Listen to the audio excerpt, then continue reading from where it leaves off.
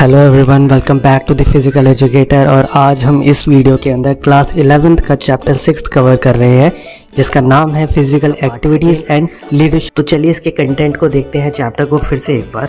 तो इस चैप्टर के जो कंटेंट्स थे वो है leadership qualities and role of a leader, second है creating leaders through physical education, third है meaning and objective and type of adventure sports.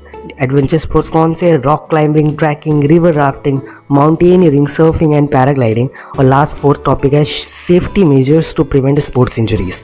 तो इन सब के बारे में हम बारी बारी से पढ़ेंगे। हम ऑलरेडी कवर कर चुके हैं फर्स्ट पार्ट के अंदर पहला टॉपिक जो कि था leadership qualities and role of a leader. हम सेकंड पार्ट के अंदर जो है वो कंटिन्यू करेंगे इसका सेकंड टॉपिक, जिसका नाम है creating leaders through physical education. कि फिजिकल एजुकेशन के ज़रिए कैसे हम लीडर्स को क्रिएट कर सकते हैं, ये हम जानेंगे इस वीडियो के अंदर। तो चलिए स्टार्ट करते हैं और जानते हैं creating leaders through physical education, यानी फिजिकल एजुकेशन के ज़रिए कैसे लीडर्स को क्रिएट किया जा सकता है।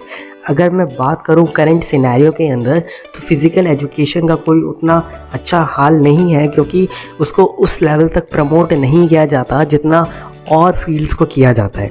ठीक है, अच्छा, जो लीडर्स होते हैं वो रिप्रेजेंटेटिव्स होते हैं किसी भी फील्ड के। ठीक है, तो इसी तरीके से जो फिज़िकल एजुकेशन के ऑलरेडी जो लीडर्स हैं वो इसके रिप्रेजेंटेटिव है। तो उनकी जितनी अच्छी क्वालिटीज़ होगी, वो कितना अच्छा प्रमोट करेंगे, उससे लोग इंस्पायर होकर इस फील्ड के अंदर आना चाहेंगे। ठीक है, जैसे मैंने बोला, तुम्हारे स्कूल के अंदर जो फिज़िकल एजुकेशन के जो टीचर होंगे वो तुम्हें इंस्पायर करेंगे अगर अच्छे तरीके से, तब तुम इंस्पायर होकर उनकी तरह बनना चाहोगे।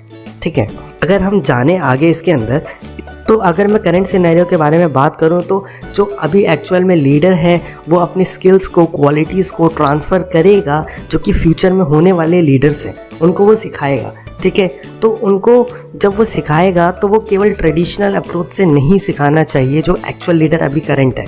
ठीक है, उनको न्यू अप्रोचेस सिखानी चाहिए जो आने वाले लीडर्स हैं, ताकि वो आने वाले टाइम में इसको और अच्छी तरीके से प्रमोट कर पाएँ और अच्छी तरीके से फैला पाएँ, ताकि लोग और इंस्पायर हो और इस फील्ड के अंदर आना चाहें।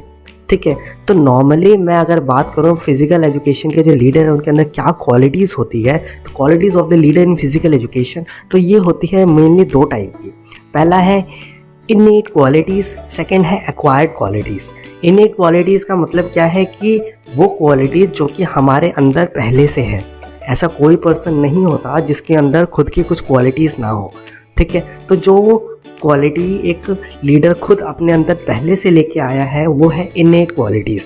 ठीक है, सेकंड दूसरी क्या क्वालिटी होती है जो कि वो एक्वायर करता है अपने आसपास के सराउंडिंग से, अपने आइडियल से, अपने इंस्पिरेशन से। ठीक है, तो ये जो एक्वायर्ड क्वालिटीज़ है, ठीक है, ये दूसरी टाइप की क्वालिटी है। ओके, तो मेनली एक लीडर के अंदर, फिज़िकल एजुकेशन के लीडर के अंदर दो टाइप की क्वालिटी होगी, इनेट क्वालिटी और एक्वायर्ड क्वालिटी। तो आने वाले जो फ्यूचर जनरेशन के जो लीडर बनने वाले हैं उनके अंदर ये दोनों ही क्वालिटी को बहुत अच्छी तरीके से डेवलप करवाना, ये रोल है किसका? अभी के करंट लीडर्स का, ताकि जो आने वाले लीडर्स हैं वो और बेहतरीन हो पाए आज के लीडर्स से भी ज़्यादा। ठीक है, हम बात करते हैं और जानते हैं considerable points for creating efficient and effective leaders in physical education की किन किन चीज़ों की, किन किन बातों को हमें ध्यान रखना पड़ेगा कि हमारे जो फिज़िकल एजुकेशन के जो लीडर बनने वाले हैं वो बहुत ही ज़्यादा एफिशिएंट और इफ़ेक्टिव लीडर्स हो। ठीक है, तो सबसे पहले हम जानते हैं पॉइंट 1 कि क्या है पॉइंट 1। तो पॉइंट 1 है क्या? Analysing the leadership skills already develop among the students and which are further needed to be develop. ठीक है, अगर मैं बात करूं कि अभी के करंट सिनेरियो की, अगर एक लीडर है, मान लो अभी मैंने एक लीडर को चुना, तो सबसे पहले मुझे इसके अंदर जो मैंने बच्चे चुने हैं जिनको मैं लीडर बनाना चाहता हूं, मुझे जानना पड़ेगा कि उनके अंदर ऑलरेडी डेवलप कौन सी स्किल्स है। कई बच्चे ऐसे होते हैं जो कि शुरुआत से ही दूसरों को बहुत अच्छा इन्फ्लुएंस कर पाते हैं, तो तो ये उनकी स्किल्स हुई। तो मुझे शुरुआत से ही जानना पड़ेगा, अगर मैं किसी को लीडर बनाना चाह रहा हूँ या उसके अपनी स्किल्स को ट्रांसफ़र करना चाह रहा हूँ किसी आने वाले फ्यूचर जनरेशन के लीडर्स के अंदर, तो मुझे उनकी क्वालिटीज़ को जो ऑलरेडी उनके अंदर है उनको समझना पड़ेगा और उन बातों को भी समझना पड़ेगा कि उन क्वालिटीज़ को भी समझना पड़ेगा जो उनके अंदर और होनी चाहिए। ठीक है, तो मैं कैसे जानूँगा कि उनके अंदर कौन सी ऑलरेडी स्किल्स हैं और किन को मुझे डेवलप करना है? तो इसका एक सिंपल सा तरीका है, क्या आस्क क्वेश्चंस। क्या करना है, हमें क्वेश्चंस पूछने हैं। कैसे क्वेश्चंस पूछने हैं? हमें पूछना है उनसे कि do they have clear plan of activities, क्या उन्होंने पहले से ही एक क्लियर प्लान की एक्टिविटीज़ बना रखी है कि कैसे वो करने वाले हैं, कैसे फॉर्मुलेट करेंगे चीज़ों को, कैसे एग्जिस्टेंस में लाएंगे अपने लीडरशिप क्वालिटीज़ को। ठीक है, सेकंड जो हमें उससे पूछना है वो पूछना है क्या do they communicate instruction clearly and encourage those they lead. ठीक है, यानी क्या वो अपने इंस्ट्रक्शंस को या अपनी जो बात बोलना चाह रहे हैं क्या वो अच्छे तरीके से अपने जिनको वो लीड कर रहे हैं उन तक पहुंचा पाते हैं। ठीक है, क्या वो उनको उतना ही ज़्यादा एनकरेज कर पाते हैं। ठीक है, थर्ड जो हमें वो पूछना है क्या are the student that they are leading motivated, concentrating well and making progress. क्या जो स्टूडेंट जिनको वो लीड कर रहे हैं क्या वो उतने लेवल के मोटिवेटेड हैं और क्या वो कंसंट्रेट कर रहे हैं अपनी प्रोग्रेस को लेके। ठीक है, तो ये सारे कुछ क्वेश्चंस हैं जो कि हमें पूछने चाहिए उन लोगों से ताकि हम जान पाए कि उनके अंदर ऑलरेडी डेवलप कौन सी स्किल्स है। अगर जैसे मैंने उनसे पहले क्या पूछा था, मैंने उनसे पूछा क्या वो अपनी इंस्ट्रक्शंस को क्लियरली कम्युनिकेट कर पा रहे हैं कि नहीं कर पा रहे। अगर वो नहीं कर पाते तो मुझे समझ आ जाएगा कि उनके किस फेज़ के अंदर लीडरशिप की दिक्कत है। मैं केवल उन पॉइंट पर फोकस करूँगा और उनको फर्दर रिफाइन करने की कोशिश करूँगा। ठीक है, या मैं उनकी बातों को समझूँ और मैं बोलूँ क्या जो तुम अपने जिनको तुम लीड करो क्या उनको पर्टिकुलरली तरीके से मोटिवेट कर पाते हो। अगर मैं ये सारी बातें अच्छे से समझूंगा तो मैं अच्छे लीडर्स को क्रिएट कर पाऊँगा। ठीक है, तो ये तक फर्स्ट पॉइंट। अगर मैं बात करूँ सेकंड पॉइंट के अंदर, तो सेकंड पॉइंट है इसका identify those whose leadership skill you want to improve the most. ठीक है, सबसे पहले ढूंढो उन लोगों को जिनकी स्किल्स को तुम इम्प्रूव करना चाहते हो। ठीक है, अब ये कौन से लोग होंगे? Decide whether to give chance to new leaders to develop their leadership skills, या तो मैं पहले चांस दूँ उन लीडर्स को, उन नए यंग लीडर्स को जिनके अंदर अभी फ़िलहाल कोई स्किल नहीं है इतनी ज़्यादा, लेकिन उनको स्किल्स डेवलप मैं करवाऊँ। ठीक है, या मैंने नए लोगों को चांस दिया ताकि मैं उनकी स्किल्स को डेवलप करवा पाऊँ, लीडरशिप की स्किल्स को। ठीक है, या मेरे पास दूसरा ऑप्शन है क्या कि give chance to the students already active in leadership activities to further improve their skills। ठीक है, या तो मैं उन लोगों को चुनूं जो पहले से ही बहुत एक्टिव रहते हैं लीडरशिप के अंदर। ठीक है, और उनकी स्किल्स को मैं फर्दर क्या करूं, इम्प्रूव करवाने की कोशिश करूं। ठीक है, अब ऐसे हमें हमेशा देखा होगा हमारे आसपास ही इतने सारे ऐसे लोग होते हैं जो कि पहले से ही बहुत सारे लोगों के ऊपर अपना इन्फ्लुएंस रखते हैं, जो कि बहुत अच्छे तरीके से कंट्रोल कर पाते हैं, उनको मोटिवेट कर पाते हैं। तो क्यों ना उन्हीं लोगों को और ज़्यादा स्किलफुल बनाया जाए ताकि वो और अच्छे लीडर्स बने। या दूसरा ऑप्शन है मेरे पास, या नए लोगों को चुनूँ जो कि इतने ज़्यादा स्किल्ड नहीं हैं ताकि मैं उनको नई स्किल्स उनके अंदर दे पाऊँ। ठीक है, मैंने जो भी बच्चे चुने या तो वो पहले से ही स्किलफुल थे या तो मैंने नए बच्चे चुने जिनको मैं स्किलफुल बनाना चाहता हूँ। मैंने जिन लोगों को चुना है अगर मैं उनको टाइमली ऑब्जर्व नहीं करूँगा तो उनकी लीडरशिप स्किल जो है वो किसी काम की नहीं रहेगी। ठीक है, मैं अगर उनको कुछ चीज़ सिखा रहा हूँ तो मुझे उनको ऑब्जर्वेशंस भी करनी होगी, क्या वो चीज़ें वो सीख रहे भी हैं कि नहीं रहे। ठीक है, आगे बढ़ते हैं पॉइंट 3 की तरफ। पॉइंट 3 है हमारा some approaches which can use for improving leadership skills, यानी मैं कुछ तरीके कुछ अप्रोचेस को यूज़ कर सकता हूँ कि उनकी स्किल्स को कैसे इम्प्रूव किया जाए।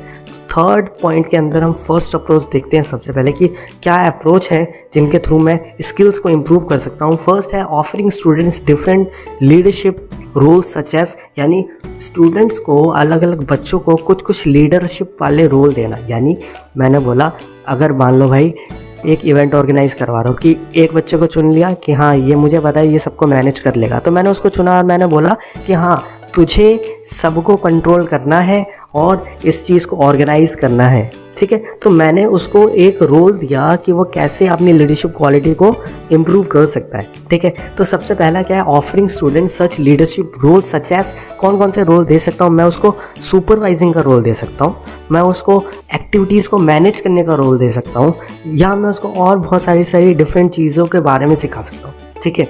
तो ये है मेन फर्स्ट अप्रोच का फर्स्ट पॉइंट, ठीक है।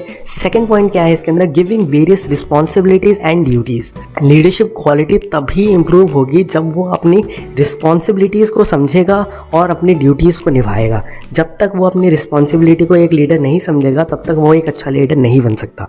तो वो कैसी रिस्पॉन्सिबिलिटीज़ उसको देनी चाहिए, कैसी ड्यूटीज़ देनी चाहिए ताकि उसकी लीडरशिप क्वालिटी इंप्रूव हो, वो है membership of various committees.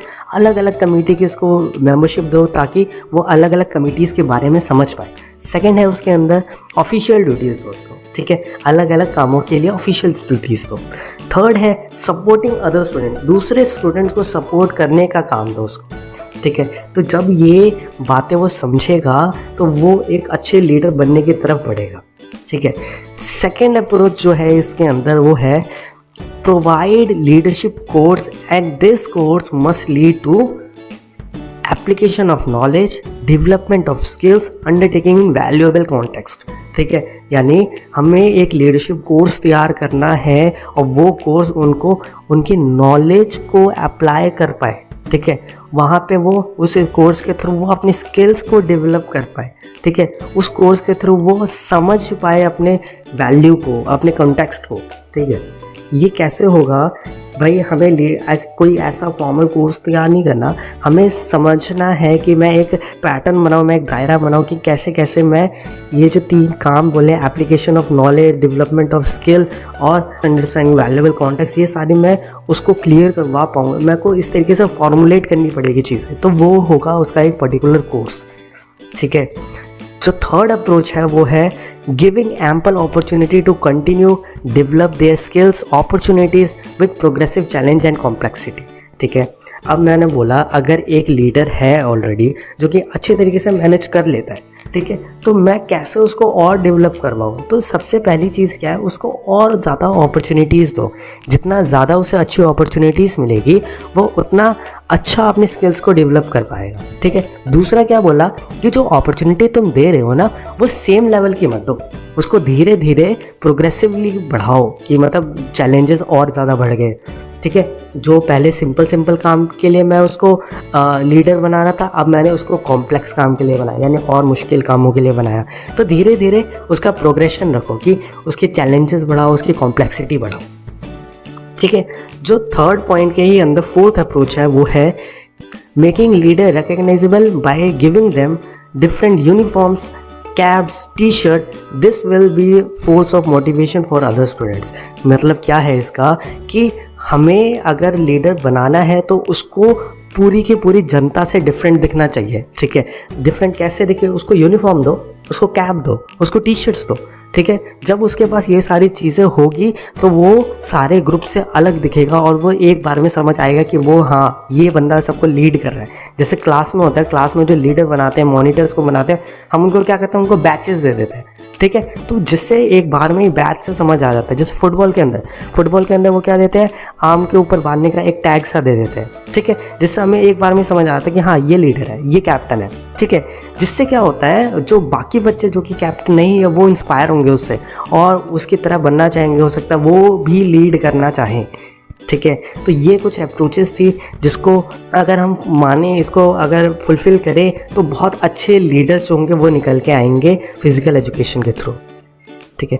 Next आता है पॉइंट नंबर 4। पॉइंट नंबर 4 है हमारा have faith and confidence in students showing them you believe that they can improve their leadership skills. कि भाई अपना फेथ दिखाओ, अपना कॉन्फिडेंस दिखाओ बच्चों के ऊपर और उनको दिखाओ कि भाई जो भी तुम कोशिश कर रहे हो हम उस पर भरोसा करते हैं और तुम्हारी लीडरशिप स्किल्स इम्प्रूव होगी, हम ये जानते हैं। अगर तुम उनको ऐसा बिलीव दिखाओगे, ऐसा फेथ दिखाओगे तो हो सकता है वो बहुत अच्छे तरीके से परफॉर्म करे, ठीक है। क्योंकि अगर तुम किसी पे इतना ज़्यादा फेथ दिखा रहे हो तो वो भी बाउंड हो जाता है उस फेथ को लेके, ठीक है। वो भी और ज़्यादा अपने एफर्ट्स डालना चाहेगा क्योंकि वो पता है कि कितने लोगों की इससे फेथ जुड़ी हुई है, आगे बात करते हैं पॉइंट नंबर 5। पॉइंट नंबर 5 है हमारा give rewards for improvement and give more responsibility to successful students. ठीक है, अगर कोई बच्चा इम्प्रूव कर रहा है अपनी लीडरशिप स्किल्स के अंदर तो उसको रिवॉर्ड दो कुछ ना कुछ। ठीक है, ताकि उसको समझ आए कि हाँ मैंने अच्छा काम किया और वो इसी तरीके से इंस्पायर हो आगे भी अच्छा काम करने के लिए। ठीक है, give more responsibility to the successful students, जो कि अच्छा काम कर रहे हैं, अपने काम में सही जा रहे हैं, उनको और ज़्यादा अपॉर्चुनिटीज़ दो, उनको और ज़्यादा रिस्पॉन्सिबिलिटीज़ दो। ठीक है, ताकि वो अपनी और मेहनत को दिखा पाएँ। अब आगे देखते हैं last but not the least, वो है पॉइंट नंबर 6। पॉइंट नंबर 6 क्या बोलता है? Start again.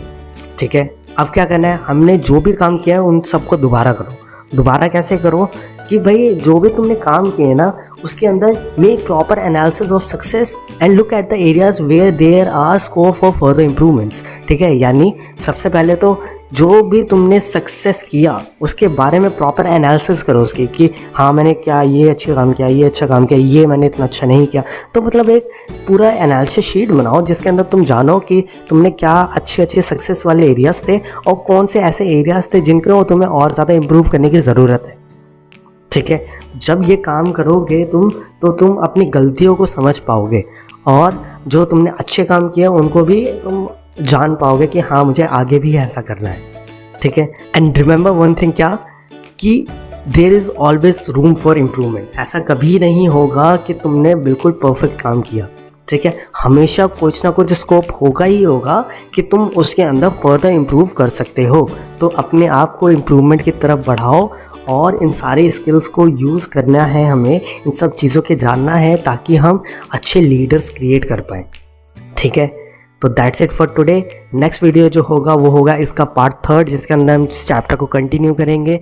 Subscribe to the channel and